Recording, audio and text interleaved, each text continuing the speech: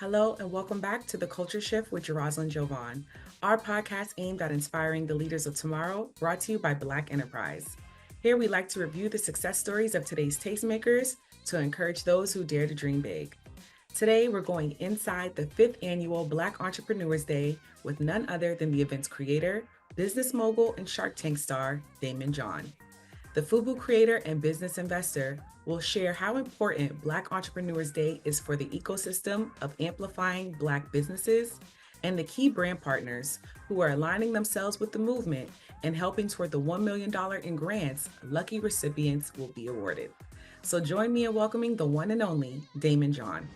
I'm such a fan and supporter of everything that you do and everything that you represent and what you have going with the Black Entrepreneurs Day. And now we're in the fifth annual Black Entrepreneurs Day. How does it feel? Well, thank you. It feels amazing. Like most of the things that I've done, I never thought that I would get, or go for this period of time where, still people are showing up. You're supporting it. Large companies, when everybody else is saying, that initiative is not that great. I still have the few that are like, we're gonna stand by your side. We're gonna double down on this. And I love it. It's a great time, and now we're moving it to one of my favorite cities on the planet, Atlanta, Georgia, on the 22nd. So I'm excited. Yes. So speaking of Atlanta, I'd like to think of Atlanta as one of, if not the Black excellence capital of the country. How significant is it for you to hold the event in Atlanta for the first time? Black Atlanta has always been. I mean, listen, I love all our communities. I love my whole country. But Atlanta is a very special place. It's always been one of my biggest markets for Fubu. Many of my friends live there, but more importantly, it is. Whether it's music or civil rights or food or yeah, everything else, it's just a great place, and I love it. And the Fox Theater is an absolutely stunning venue, and it's just a really great place, and I'm happy to be there. What makes this year's Black Entrepreneurs Day so special? I think that because we're doing it live this year, we're always trying to enhance what we have. I think that we also have added another element to it. It's called the Entrepreneur Plaza, which if you want to come earlier, you can come like companies like Constant Contact are taking headshots. Of course, Hilton for Business, Chase Wealth Management is there. U.S. Navy, so many different things are added to it. I love the live aspect of it, and I think those two things are going to really make it even there's that much better. And we're going to surpass the $1 million mark of giving away free money. So everybody's happy when they hear free money. Most definitely. Given the timing of when you launched Black Entrepreneurs Day in 2020, how do you feel about the progression and current presence of Black businesses within America's economic landscape?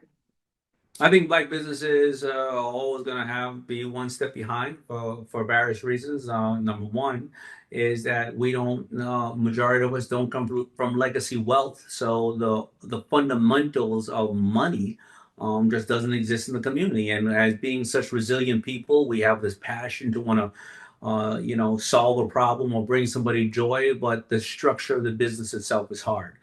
I think that.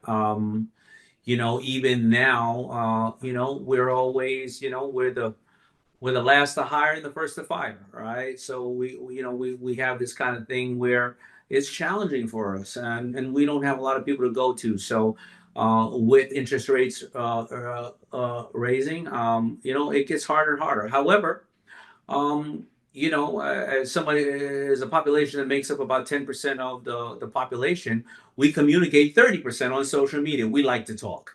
We're very passionate about what we do. And I think that with the democratizing of the retail space with things like AI and social media and stuff, we can empower ourselves now. And as long as we support ourselves and support each other, and by the way, there's a lot of different other cultures who love to support us too. They love our music, they love our food, they love everything about us, and they just want to know how can they support us, right?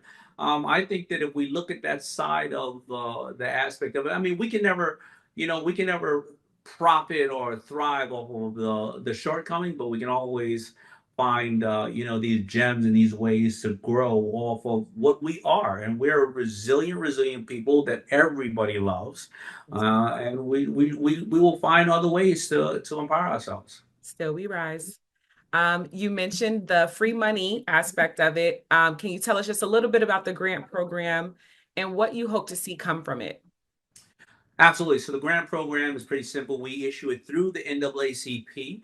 And you would have to go to look at the detail, business, of course. And as I said, we've given it to 40 companies prior. You'd have to go to bedgrant.com for all the details. Now, the application is open on the 24th and they close on the 1st. So you have a small window to make sure you get your stuff right. However, not only do you get the grant, well, when you're working with JP Morgan Chase or JP Morgan Wealth Management or Hilton for Business or T-Mobile for Business, you get resources. You also will get one-on-one time with me as well as mentorship with me and various other of the winners. So you don't just get that. You the money, you get everything. So you just have to go on there and apply. And it's really easy to apply. They're going to ask you about your business and make sure that everything is straight. And again, 40 other people have won and thousands have applied. But if you don't win, you know what? Often you need to, when you look at the people on stage, you say, "That's what I need to do better next year." That's right. And so you just lightly touched on some of your key brand partners for the event, from JP Morgan Chase to Raising Cane's and Salesforce and even more. What do you think these partnerships say about the major corporations that are investing into Black entrepreneurs and Black-owned businesses, and whether or not they can be seen as some form of reparations for the Black community as a whole? Well, first of all, at the end of the day, I don't look at it as a reparation. Now, business is a business to be in business. Simple as that. And if you look at the companies that are doing this, such as Lowe's, the president and CEO of Lowe's is Marvin. He's an African American man who was there at J.C. Penney's, who brought this company called Fubu into J.C. Penney's, and now he's over there. There are a lot of companies. If you really look at it, it's about 8 companies, but there's 800 who decided we're not going to do it for whatever reason. They could say it's not in our budget. They could say we are now working on these programs or it's not important. So I don't look at it as a reparation. Nobody, I always say nobody owes us anything. This is small businesses. And the whole reason why I want people to empower themselves was in 1992, when I saw this whole thing happen with Rodney King, I said I can go out there in the street and I can burn down a business. So you know what? That hasn't gotten us anywhere.